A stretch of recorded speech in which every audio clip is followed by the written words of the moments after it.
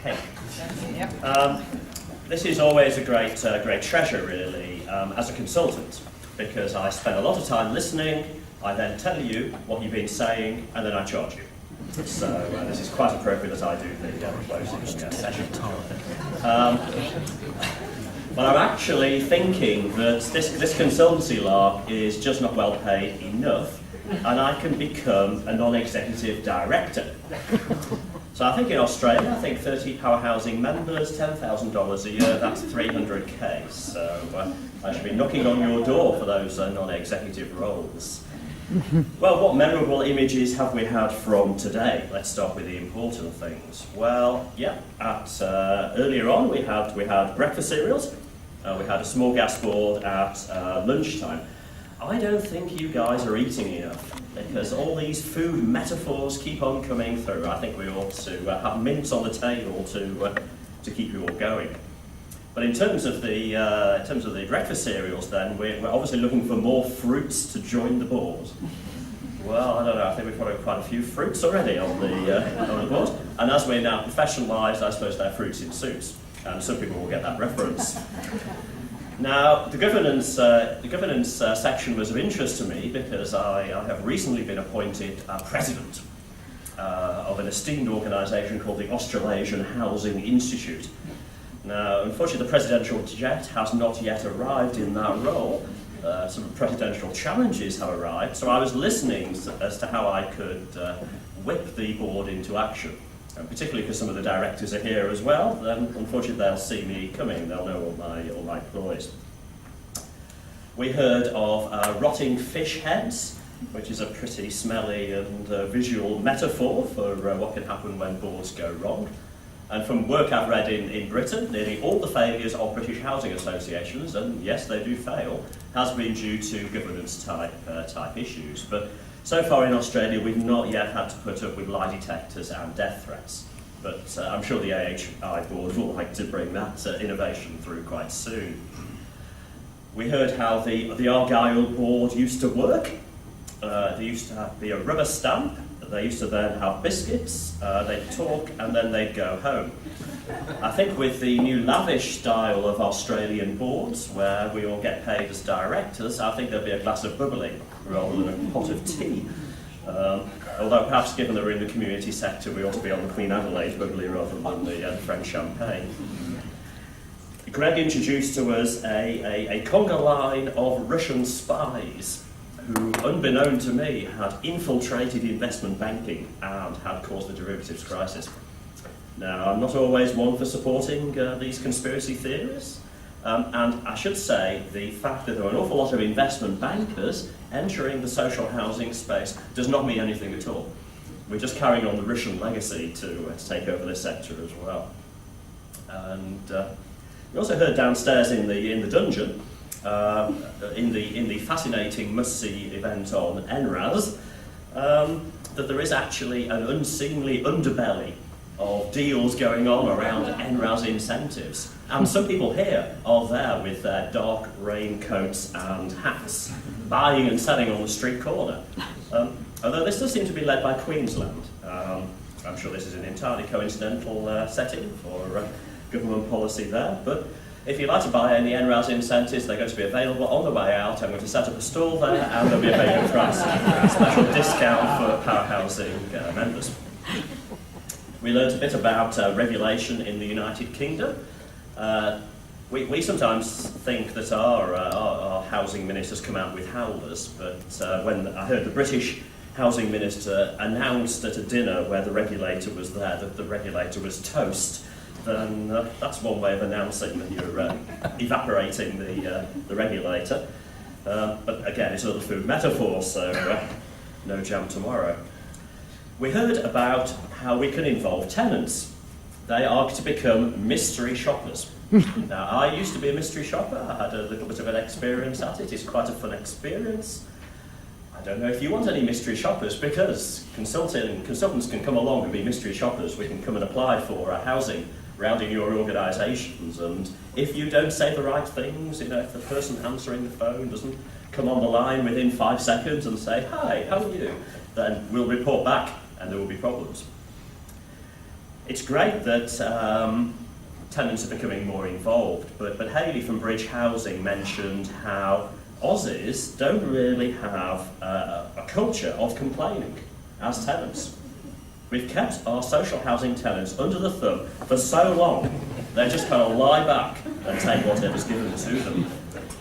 So she, single-handedly, is going to introduce a culture of complaining. And we're very glad that your cultural magazine has been brought to our shores. This is going to be achieved by fridge magnets. Yeah, this is the secret weapon in tenant involvement, is the fridge magnets. I'm sure next year in the goodie bag we'll have PowerHousing fridge magnets. So, two themes that came out today to wrap everything up. I think the first is the international side. This is my pitch to go to a lot of these exotic events overseas, so just bear that in mind.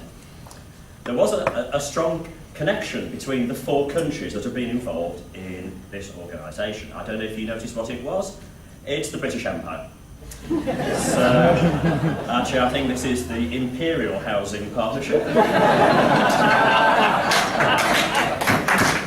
Empire strikes back. And I'm very glad that the French and the Italians have not seen fit to join. I don't know how that works in Quebec, but there we go. And of course, some of us will always remember the Italians for arriving late in certain conflicts. I like international issues because I did my research on community housing organisations internationally, and I've made good money out of looking at networks ever since. But it's worth reflecting that the research on housing, and particularly the research on community housing, is already international. You know, there's a great exchange of ideas already going on. And I think what we're seeing is a kind of catching up by the trade associations in this area. Well, one thing I tease out is the connections across the countries are often that the PowerHousing lot are the growth providers. And so although there is a coming together in this kind of world peace communion that we're all in now, within individual countries, there is a tension between the growth providers and the more traditional community development corporations, the cardigans, however it's characterised in different countries, the small providers in Britain as well.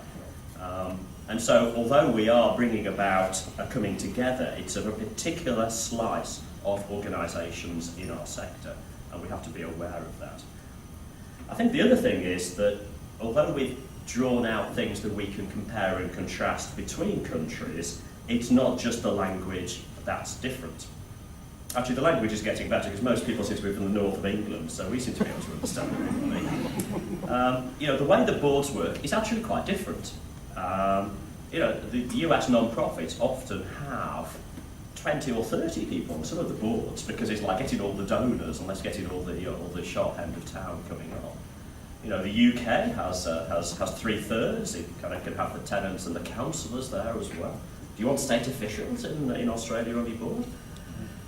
And stock transfer means very many different things. In particular, in Australia, it doesn't involve stock being transferred. That's true. Words can be deceptive. I mean, it's you know, going back to the small gas board, and you look about the different nations' food. I suppose if there's English food there, you might actually kind of move along to the other nations' food. But we have influenced all your cuisines, so beware. You know, which bits would you pick up from which country and why? You know, from the US, well, actually Australia picked up a tax credit theme. We didn't actually take all the important mechanics, we just took the theme and the words, which was good. But, you know, US and Canada, federal countries. Good lessons here for Australia. And the idea of actually getting products cheaply through shared procurement, good idea.